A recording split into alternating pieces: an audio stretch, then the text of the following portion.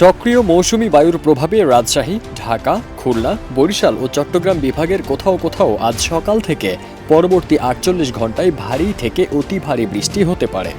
আবহাওয়া অফিস জানায়, ভারী বৃষ্টির কারণে চট্টগ্রাম বিভাগের বিভিন্ন পাহাড়ি এলাকার কোথাও কোথাও ভূমিধসের সম্ভাবনা রয়েছে।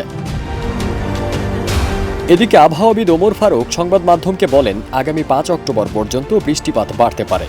মৌসুমি বায়ু সক্রিয় হয়ে ওঠায় বঙ্গোপসাগরে গভীর মেঘমালা সৃষ্টি হয়েছে। এতে বিশেষ করে উপকূলীয় এলাকায় ঝোড়ো হাওয়ার আশঙ্কা রয়েছে। তিনি আরও বলেন, ঢাকা ফরিদপুর অঞ্চলের ঊর্ধ্বাকাশে একটা ঘূর্ণি বাতাস থাকার কারণে বাংলাদেশের সবগুলো বিভাগের উপর দিয়ে ভারী থেকে অতি ভারী বৃষ্টি হওয়ার সম্ভাবনা রয়েছে। বিশেষ করে খুলনা, বরিশাল ও চট্টগ্রামে এর সম্ভাবনা বেশি।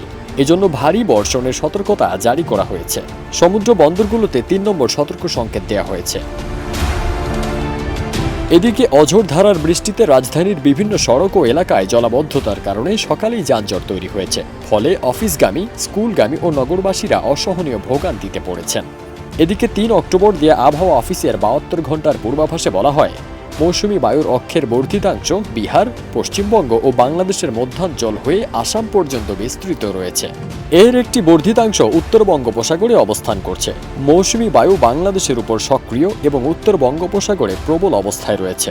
বাংলাদেশ ও তৎসংলগ্ন উত্তর বঙ্গোপসাগর এলাকায় ২৪ ঘণ্টার মধ্যে একটি লঘুচাপ সৃষ্টি হতে পারে।